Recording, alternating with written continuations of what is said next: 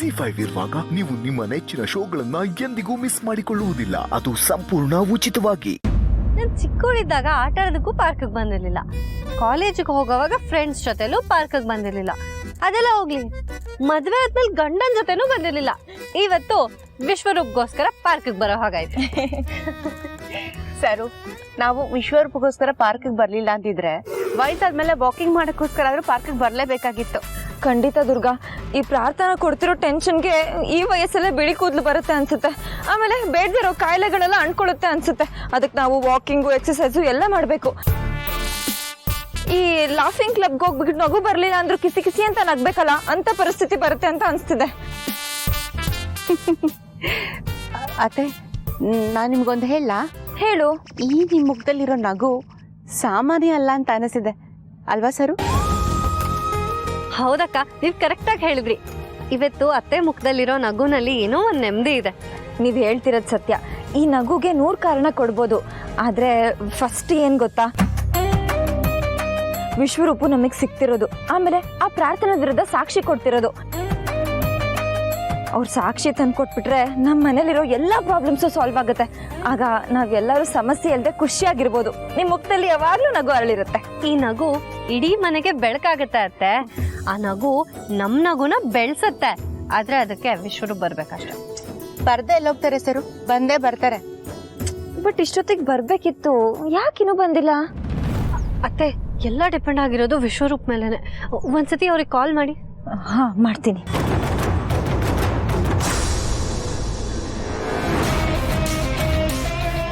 The mobile you are calling is currently switched off. Receive ಮಾಡ್ತಿಲ್ವಾ ಅತ್ತೆ?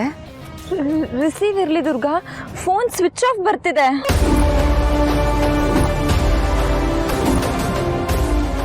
ಅಯ್ಯೋ, ಏನ್ ಮಾಡೋದು ಇವಾಗ? ಟೆನ್ಷನ್ ಮಾಡ್ಕೋಬೇಡ ಸರು, ಮೋಸ್ಟ್ಲಿ ಬ್ಯಾಟ್ರಿ ಲೋ ಆಗಿರುತ್ತೆ, ಅದಕ್ಕೆ ಫೋನ್ ಸ್ವಿಚ್ ಆಫ್ ಆಗಿರ್ಬೋದು. ಬಟ್ ವಿಶ್ವರೂಪ್ ಬಂದೇ ಬರ್ತಾರೆ, ಸಾಕ್ಷಿ ತಂದೆ ತರ್ತಾರೆ. ಅದ್ ಒಂದಾದ್ರೆ ಆ ಪ್ರಾರ್ಥನಾ ಮನೆಯಿಂದ ಹೊರಗಡೆ ಹೋಗ್ತಾಳೆ.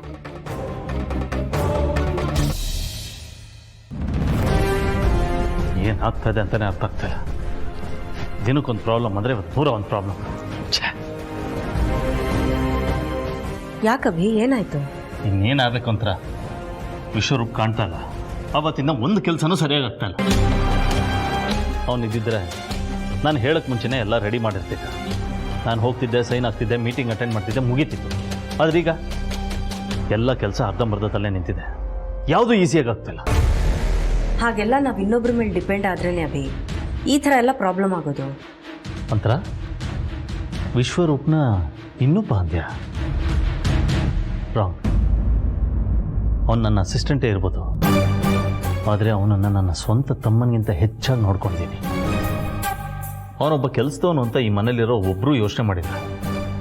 ನೀನು ನೋಡಿದ್ರೆ ಅಷ್ಟು ಈಸಿಯಾಗಿ ಹೇಳ್ತಿದ್ಯಲ್ಲ.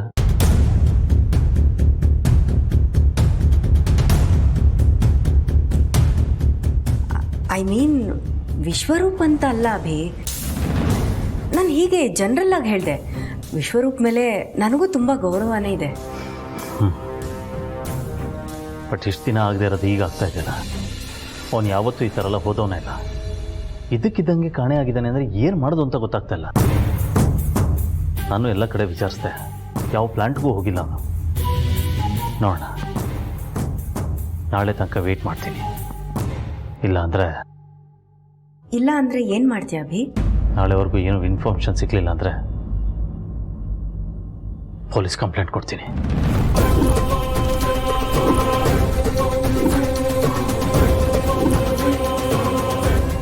ಬೇಡ ಅಭಿ, ನೋ. ಅಂತ ಪೊಲೀಸ್ ಅಂದ ತಕ್ಷಣ ನೀನು ಯಾಕೆ ಒಳ್ಳೆ ಕ್ರಿಮಿನಲ್ ಹೆದರ್ಕೊಂಡಂಗೆ ಹೆದರ್ಕೋತಾ ಇದೆಯಾ? ಕ್ರಿಮಿನಲ್ಲ ನಾನಾ? ಹೋಗಬಿ, ಸುಮ್ಮನೆ ತಮಾಷೆ ಮಾಡಬೇಡ. ಅದು ಆ್ಯಕ್ಚುಲಿ ಏನಂದರೆ ಪೊಲೀಸು ಕೇಸ್ ಅಂತೆಲ್ಲ ಹೋದರೆ ನ್ಯೂಸ್ ಆಗುತ್ತೆ. ನಿನಗಾಗದೇ ಇರೋರು ಯಾರಾದರೂ ಇದ್ದರೆ ಅವರಿಂದ ನಿನಗೆ ತೊಂದರೆ ಆಗ್ಬೋದೇನೋ ಅಂತ. ಶತ್ರುಗಳ ನನಗ ಅಂತರ ಅಮ್ಮನನ್ನು ಜಾತಶತ್ರು ಅಂತ ಕರೀತಾರೆ. ಹೀಗಿದ್ದಾಗ ಪೊಲೀಸ್ ಕಂಪ್ಲೇಂಟ್ ಕೊಡೋದಕ್ಕೆ ನಾನು ಹೆದರ್ಕೋತೀನ? ಹಾಂ, ಏನಿವೆ ನಾಳೆ ತನಕ ವೆಯ್ಟ್ ಮಾಡ್ತೀನಿ. ಏನು ಮುಂದುವರಿಲಿಲ್ಲ ಅಂದರೆ ಪೊಲೀಸ್ ಕಂಪ್ಲೇಂಟ್ ಕೊಡ್ತೀನಿ. ಅಫಿಷಿಯಲ್ ಆಗಿ ಅವ್ರು ಏನು ಮಾಡಬೇಕು ಅದನ್ನು ಮಾಡಲಿ. ಅಕಸ್ಮಾತ್ ವಿಶ್ವರೂಪಕ್ಕೆ ಏನಾರ ಹೆಚ್ಚು ಕಮ್ಮಿ ಆಗಿದ್ರೆ ಮಾಡಿದವನಿಗೆ ಅಫಿಷಿಯಲ್ ಆಗಿ ಏನು ಮಾಡಬೇಕೋ ಅದನ್ನು 100% ನಾನು ಮಾಡ್ತೀನಿ. ಪ್ಲೀಸ್ ರಿಲ್ಯಾಕ್ಸ್ ಆಗು. ಇವಾಗಲೇ ಯಾಕೆ ಆ ಮಾತೆಲ್ಲ? I am okay. ಎಲ್ಲಿ ಮನೇಲಿ ಯಾರೂ ಕಾಣಿಸ್ತಾ ಇಲ್ಲ? ಅಯ್ಯೋ ನಾನೇನು ಹೇಳಿ ಅಭಿ, ಇತ್ತೀಚೆಗಂತೂ ಹೇಳ್ದೆ ಕೇಳ್ದೆ ಹೊರಗೆ ಹೋಗೋದು ಜಾಸ್ತಿ ಆಗ್ಬಿಟ್ಟಿದೆ. ಹೇಳ್ದೆ ಕೇಳ್ದೆ. ಯಾರು? ಇನ್ಯಾರು? ಲೀಲಾ ಮತ್ತೆ ನಿನ್ನ ಸೊಸೆ ಅಂದರು. ಅಲ್ಲ, ಮನೇಲಿ ನಾನು ಒಬ್ಳಿದ್ದೀನಿ, ನನಗೆ ಹೇಳ್ಬಿಟ್ಟು ಹೋಗಬೇಕು ಅಂತಲೂ ಇಲ್ಲ ಅವ್ರಿಗೆ. ನನಗಂತೂ ಹುಡುಕಿ ಹುಡುಕಿ ಸಾಕಾಗೋಯ್ತು ಅಭಿ. ಯಾಕೆ ಹೀಗೆ ಮಾಡ್ತಾ ಇದ್ದಾರೆ? ಅವ್ರಿಗೂ ವಿಶ್ವರೂಪ್ ಗಾಳಿ ಬಿಸಿರ್ಬೇಕು. ನೀನು ಜಾಸ್ತಿ ತಲೆ ಕೆಡ್ಸ್ಕೊಬೇಡ, ನಾನು ಮಾತಾಡ್ತೀನಿ. ಮನೆಗೆ ಬರಲಿ ಅವರು. ಅಭಿ ಪ್ಲೀಸ್, ನೀನು ಸ್ಟ್ರಿಕ್ಟ್ ಆಗಿರಬೇಕು. ಪ್ರೀತಿ ಪ್ರೇಮ ಸಂಬಂಧ ಅಂತೆಲ್ಲ ಹೋದರೆ ಇವರೆಲ್ಲರೂ ನಿನ್ನ ತಲೆ ಮೇಲೆ ಕೂತ್ಕೋತಾರೆ. ಅದಕ್ಕೆ ಸುಮ್ಮನೆ ಬಿಡಬಾರ್ದು. ಒಂದು ಹಗ್ಗದ ತುದಿ ನಿನ್ನ ಕೈಯಲ್ಲಿದ್ದರೆ ಇನ್ನೊಂದು ಹಗ್ಗದ ತುದಿ ಅವ್ರ ಕಾಲಲ್ಲಿರಬೇಕು. ನಾನು ಹೇಳಿದ್ದು ನಿನ್ಗೆ ಅರ್ಥ ಆಯಿತು ಅಂತ ಅಂದ್ಕೊಳ್ತೀನಿ. ಇಲ್ಲದೆ ಹೋದರೆ ಇದು ಸಂಸಾರ ಅಂತ ಅನ್ನಿಸ್ಕೊಳುತ್ತಾ, ನೀನು ಈ ಮನೆ ಯಜಮಾನ ಅಂತ ಅನ್ನಿಸ್ಕೊಳ್ತೀಯ? ಚೆನ್ನಾಗಿ ಯೋಚನೆ ಮಾಡುವ ಅಭಿ.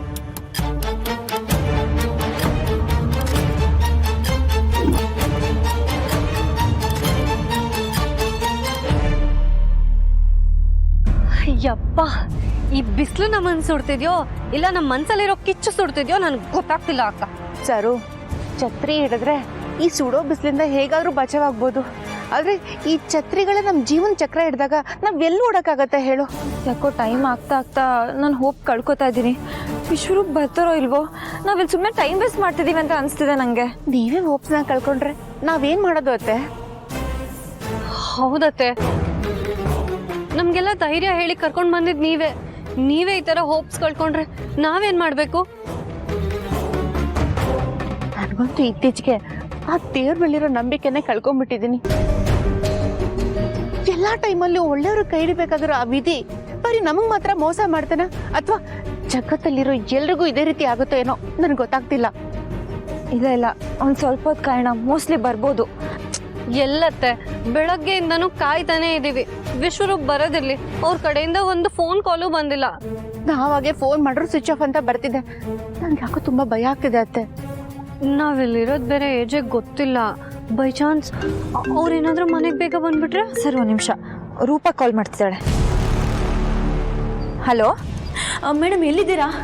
ರೂಪಾ, ನಾವು ಪಾರ್ಕಲ್ಲೇ ಇದ್ದೀವಿ. ವಿಶ್ವರೂಪ್ಗೋಸ್ಕರ ವೇಟ್ ಮಾಡ್ತಾ ಇದ್ದೀವಿ. ವಿಶ್ವರೂಪ್ ಸಿಕ್ಕಿದ್ರಾ? ಇನ್ನೂ ಬಂದಿಲ್ಲ, ಆದರೆ ಬರ್ತಾರೆ ರೂಪಾ, ನೀನೇನೋ ಯೋಚನೆ ಮಾಡಬೇಡ. ಸರಿ ಮೇಡಮ್, ಬನ್ನಿ. ಆದರೆ ಮನೇಲಿ ಒಂದು ಹೊಸ ಟ್ವಿಸ್ಟ್ ಮೇಡಮ್. ಏನು ಟ್ವಿಸ್ಟಾ?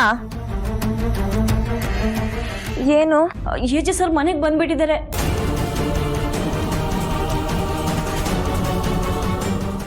ZEE5 ಆಪ್ ಡೌನ್ಲೋಡ್ ಮಾಡಿ ಎಲ್ಲಾ ಸಂಚಿಕೆಗಳನ್ನು ಸಂಪೂರ್ಣ ಉಚಿತವಾಗಿ ನೋಡಿ.